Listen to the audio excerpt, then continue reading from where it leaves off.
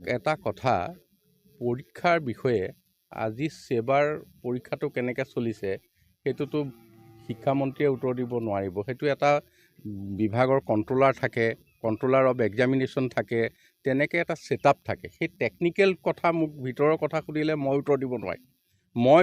মই জানো যে স্বচ্ছ নিকাভাৱে পৰীক্ষা হৈছে, তাত কোনো সন্দেহ নাই। এটা দুষ্ট চক্ৰই ভাবিছে যে 1 লাখ চাকৰি এওঁলোকে দিম বুলি কৈছে, 1 লাখ চাকৰি এতিয়া দি দিব, আমাৰ ৰাজনৈতিক অৱস্থাটো কি হ'ব?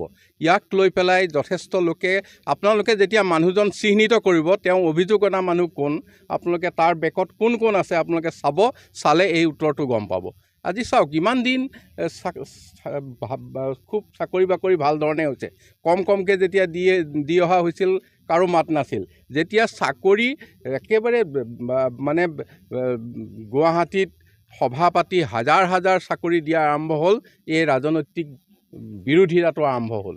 গতিকে নিশ্চয় পৰীক্ষাৰ টেকনিকেল কথাৰ মই উত্তৰ দিব নোৱাৰোঁ। সেইটো কাৰণে আমাৰ কণ্ট্ৰলাৰ আছে, সকলো আছে, তেওঁলোকে কৰিছে, তেওঁলোকে জানিব। দুৰ্নীতি নহয়, এইটো মানে ৰাজনৈতিক ষড়যন্ত্ৰ, যাতে এই চৰকাৰে 1 লাখ চাকৰি দিয়াত আমি কেনেকৈ ব্যাঘাত জন্মাওঁ।